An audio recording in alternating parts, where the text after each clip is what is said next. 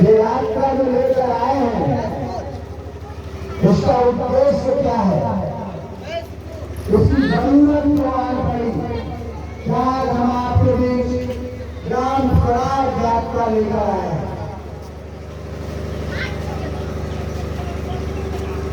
आजादी के वक्त हमारे नेताओं ने जो भारत का सपना देखा था,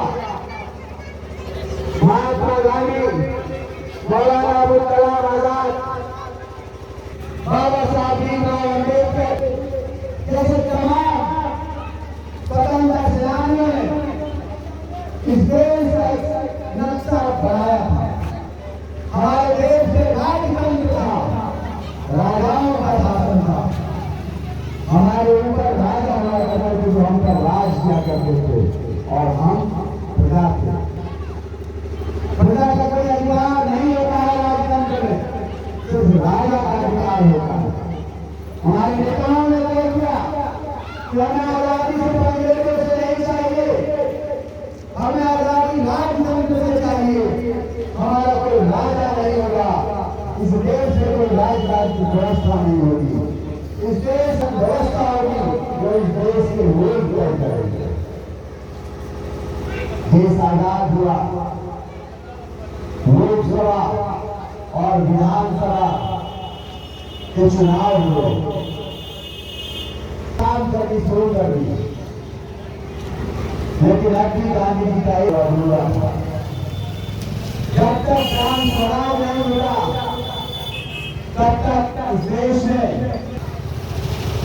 राजीव गांधी पंचायत, इस देश की आजादी अभी अधूरी है, यह आजादी अभी पूरी नहीं है और ये तब तक पूरी नहीं हो सकती है जब तक ग्राम सभा का अधिकार नहीं मिलेगा। गांव में सरकार नहीं होगी, गांव में सरकार नहीं होगी तब तक इस देश का पूर्ण स्वराज नहीं हो सकता है, यह देश पूरा आजाद नहीं हो सकता है।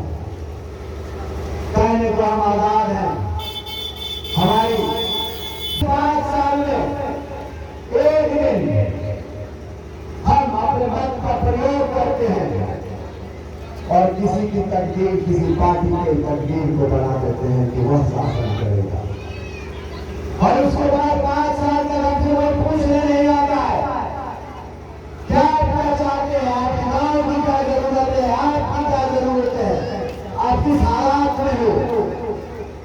लेकिन पंचायती राज व्यवस्था एक ऐसी व्यवस्था है जहां आपको किसी का नामो कर्म पर जीने की जरूरत नहीं पड़ेगी। आप अपने विकास को अपने हाथों से लिखेंगे। गांव में ग्राम सभा तय करेगी कि गांव का विकास कैसे हो और किस दिशा में हो। दिल्ली और राज्य में बैठे हुए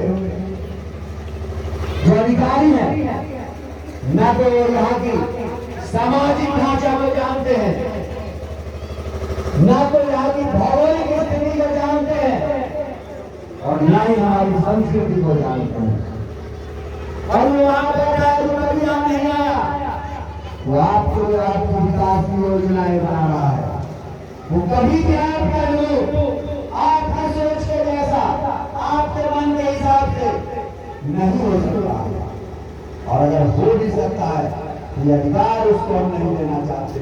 यह अधिकार आपका है, यह अधिकार आप तमाम गांव के लोगों का है। क्या किस तरीके से इस गांव का विकास चाहते हैं, किस स्वरूप में चाहते हैं। अगर इस गांव में चबूतरे की जरूरत है, इस गांव में अगर पानी की जरूरत है, इस गांव में अगर शिक्षा की जरूरत है, तो कौन सी जरूरत को पहले पूरी की जाए और किस रूप में की जाए, ये तय करने का अधिकार आपको है। राजीव गांधी ने बहुत प्रयास किया, लेकिन दुर्भाग्य की बात है 400 के पार सीटें थी राजीव जी को, आप सब जानते हैं। 400 से अधिक सीटें लाकर प्रधानमंत्री थे राजीव गांधी और उन्होंने जब संसद में इस बिल को पेश करवाया गया दिल्ली गया, पंचायती राज में राजीव जी के आंखों के सामने गिर गया और वह दिन का दिन राजीव गांधी संसद के अंदर रो गए थे। मकसद स्पष्ट था, संदेश स्पष्ट था कि संसद में बैठे हुए सांसद नहीं चाहते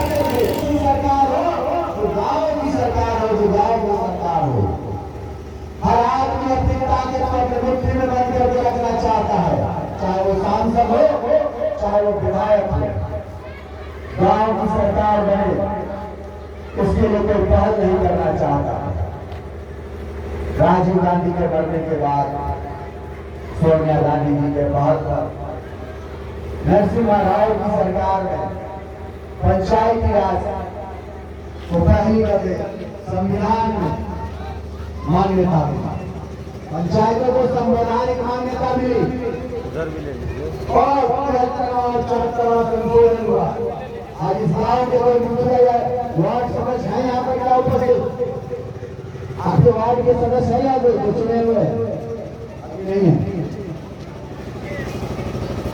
चुनाव तो हो रहा है और वार्ड के सदस्य भी है, भरे हुए हैं, उनके जुबान खुले हुए हैं, न वो कुछ कर सकते हैं ना कुछ बोल सकते। जब तक तय करने का अधिकार आपको नहीं मिलेगा तो आपके ऊपर बैठे हुए लोग आप पर शासन करेंगे और इस देश में आपका शासन हो, गांव में आपकी सरकार हो और गांव में आप ही सरकार हो, हर एक आदमी यहाँ पर खड़ा जो बैठा वो सब सरकार हो। इस कानून का नाम पंचायती राज है और दुर्भाग्य की बात है कि देश में कहीं लागू नहीं है पूर्ण रूप से। हम उसकी मांग करते हैं।